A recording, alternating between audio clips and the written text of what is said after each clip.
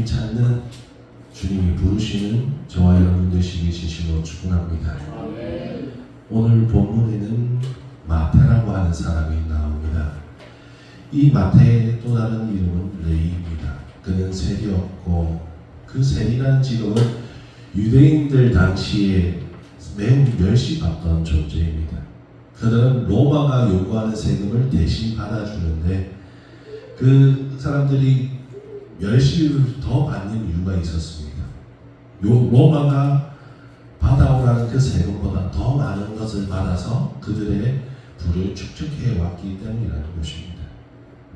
율법적으로나 사회적으로나 이 세리라는 직업을 가진 사람들은 사람의 대우를 받지 못하는 직업이었다는 것입니다. 그런데 여러분, 이 마태라고 해서 그런 직업을 가지고 싶었겠습니까? 삶을 살아가야 하니까 그 삶을 선택할 수밖에 없었을 것입니다. 하지만 사람들은 그의 삶을 이해하지 않습니다. 그 어떤 사람들도 다른 사람의 삶을 이해하려 하지 않습니다. 오직 멸시와 정죄만 하려 한다는 것입니다. 여러분, 그렇게 멸시받는 이 마태의 심정은 어떠했을까요? 두려웠을 것이고 외로웠을 것입니다. 그런데 어느 날 그에게 한 분이 나타나십니다. 그리고 그분이 말을 하십니다. 나를 따르라. 방금 이 사건이 일어나기 전에 가버나움에서 중풍병자를 고치는 사건이 일어났는데 예수님이 중풍병자를 고치는 사건이 일어났습니다. 많은 사람들이 그것을 보고 놀라며 하나님 앞에 영광을 돌렸다고 합니다. 한마디로 그 당시 예수님은 슈퍼스타였습니다. 아무도 범접할 수 없는 아주 유명한 분입니다. 그런데 그런 분이 그의 인생에 들어오셨습니다. 그리고 말씀하십니다. 나를 따르라. 주님이 그를 제자로 불러주신 것입니다. 그는 어떠한 감정이었을까요? 주님이 그를 불러주셨을 때 그는 어떠한 마음이었을까요? 이스라엘 안에서는 그를 아무도 사람 취급해 주지도 않고 외국노 취급을 했습니다. 그런데 모든 사람들이 영광 돌리며 유명하다고 말하는 그분이 자신과 함께 하자고 말합니다. 나를 따르라 말씀하십니다. 여러분, 이 말은 어떻게 들어보면 명령처럼 들립니다. 그런데 오늘 이 마태의 마음에는 이 말이 명령처럼 들렸을까요?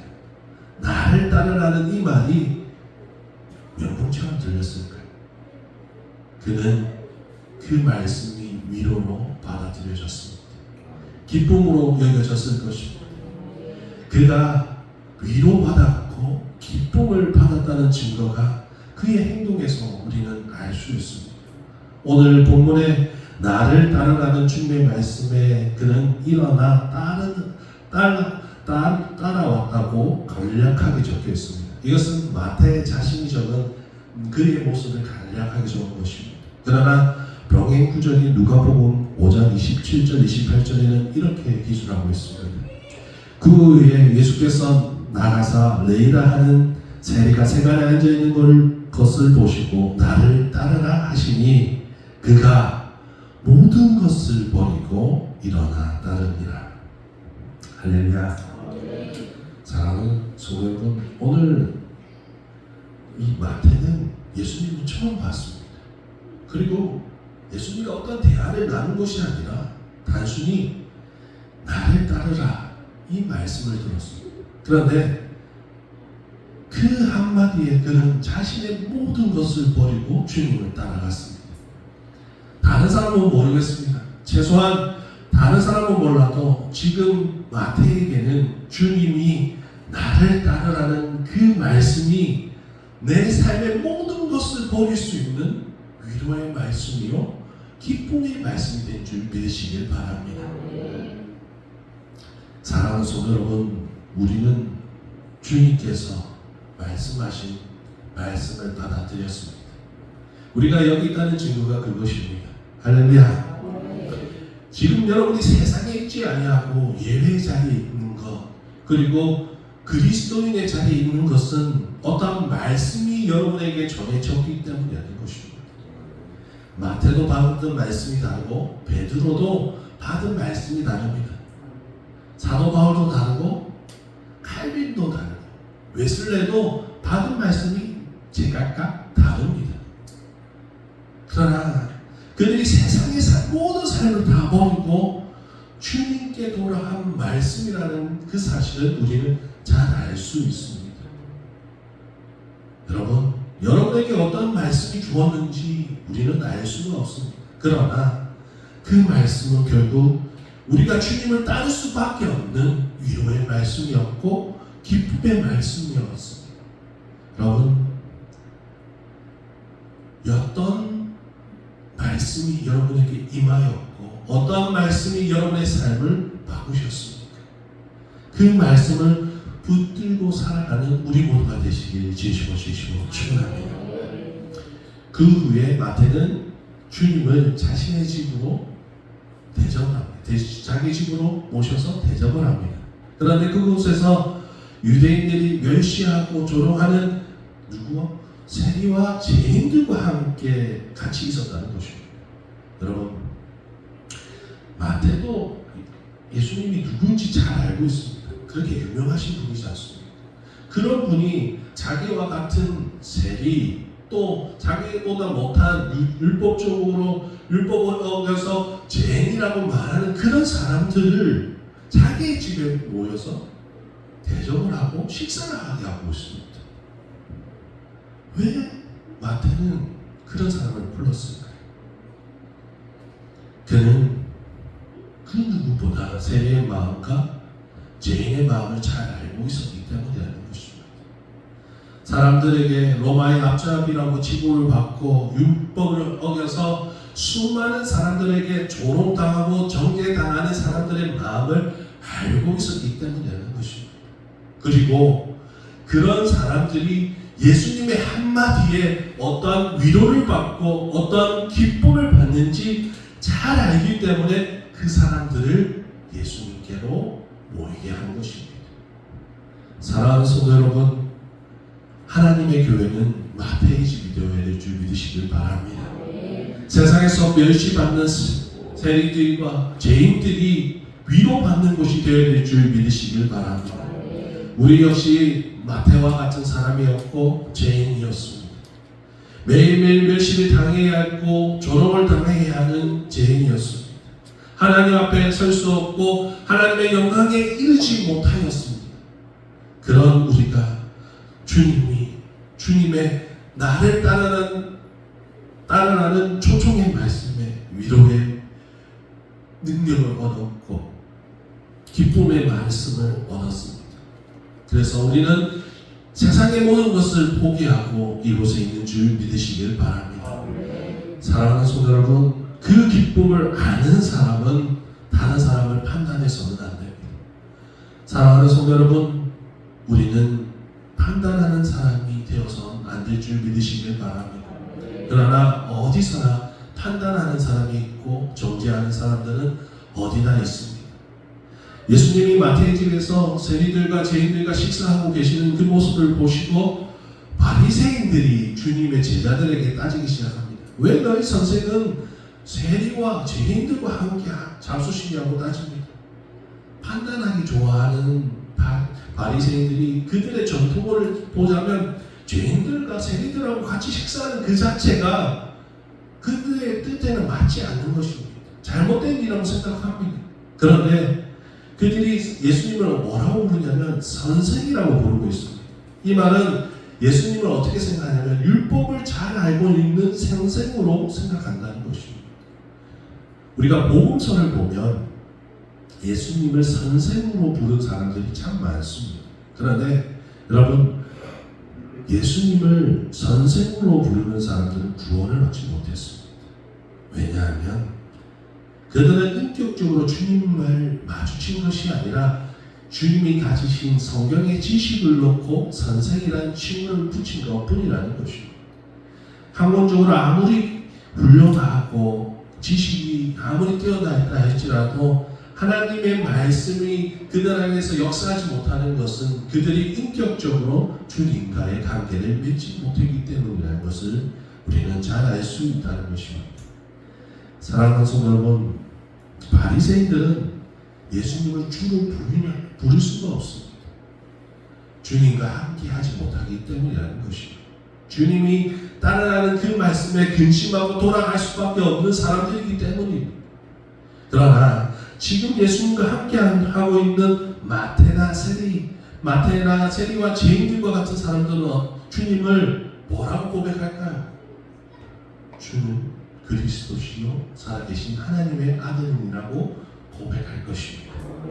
그들의 고백을 우리가 아직 듣지는 못했습니다. 그러나 그들은 분명 예수님을 주로 고백하였을 것입니다. 주는 위로자이시고 주는 구원자이시다는 것을 고백했을 것입니다. 그들은 마태의 집에서 주님을 마주하였습니다.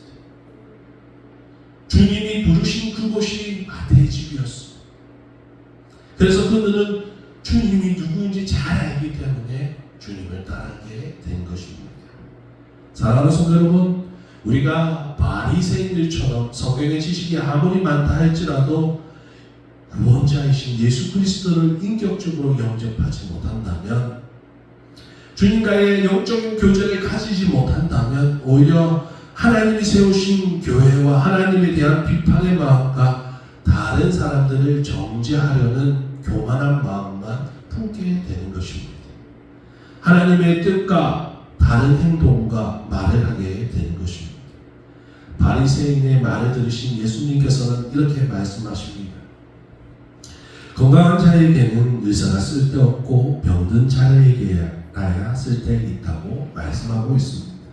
이 말은 무엇이겠습니까? 건강하다는 것은 의인입니다. 의인을 지나가는 것이고 병든 자는 죄인입니다. 그런데 이 말을 한 번 더 예수님을 믿고 오셨습니다. 바리새인들은 스스로 건강한 자라고 생각하고 의인이라고 생각합니다.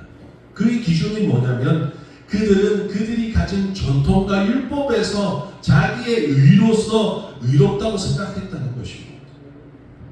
그러나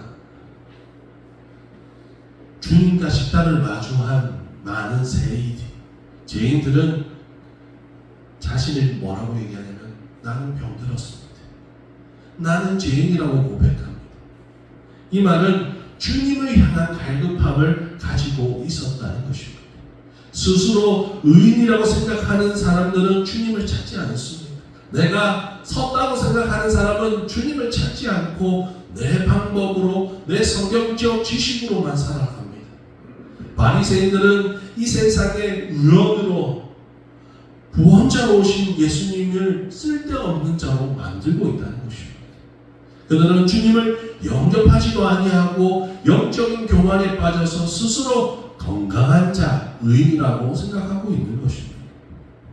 여러분, 이 땅에 수많은 병들이 있습니다. 우리가 잘 아는 흑사병이 그랬고 이번에 코로나로 인해서 수많은 사람들이 병에 걸려서 죽음에 이르게 되었습니다. 그런데 사람들은 잘 모릅니다. 모든 사람들은 이미 병들어 있습니다. 죄라는 병이 우리 안에 있는 줄 믿으시길 바랍니다. 죄가 있기 때문에 우리는 사망에 이를 수밖에 없는 것입니다. 예수님께서 이 땅에 오신 이유는 이 땅에 의원으로 오신 이유는 의사로 오신 이유는 우리를 고치시기 위함인 줄 믿으시길 바랍니다. 우리는 하나님이 처음에 영원한 생각을 가지고 살게끔 만들어 놓으셨습니다. 우리의 존재는 영원한 존재였습니다. 그러나 죄로 말미암아 우리는 병들었고 죽을 수밖에 없었습니다.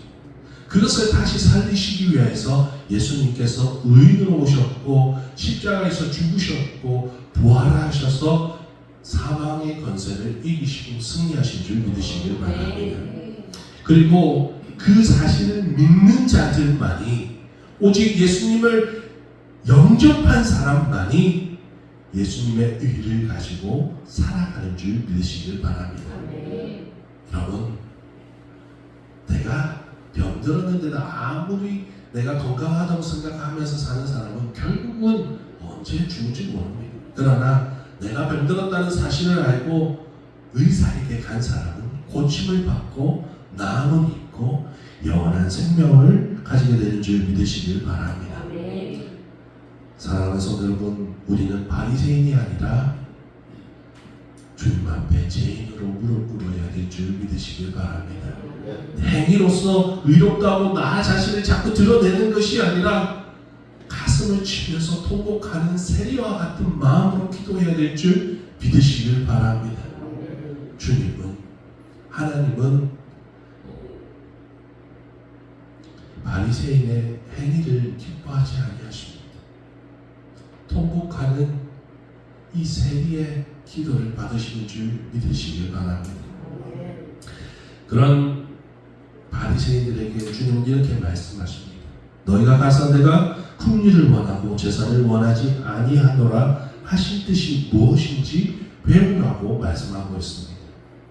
이 말씀은 호세아서 6장 6절의 말씀을 인용하시는 것입니다. 나는 인애를 원하고 제사를 원하지 아니하며 번제보다 하나님을 아는 것을 원하노라. 이 말씀을 인용하신 말씀입니다.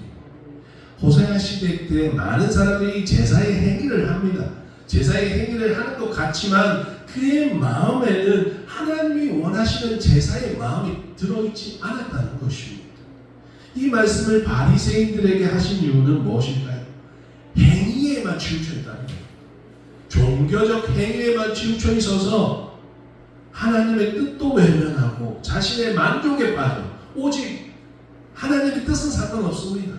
내가 헌금 이만큼 하고 11조 이렇게 하고 기도 많이 하고 내가 이렇게 잘하고 있다. 이 행위만 자꾸 드러내는 겁니다. 자신의 교만한 마음은 하나님 앞에서 굴복시키지 아니하고 그렇게 살아가는 것입니다. 여러분, 자신의 만족에 빠지지 마시길 바랍니다. 우리는 내 만족에 빠지기 시작하면 믿음의 생활은 망가져 버립니다.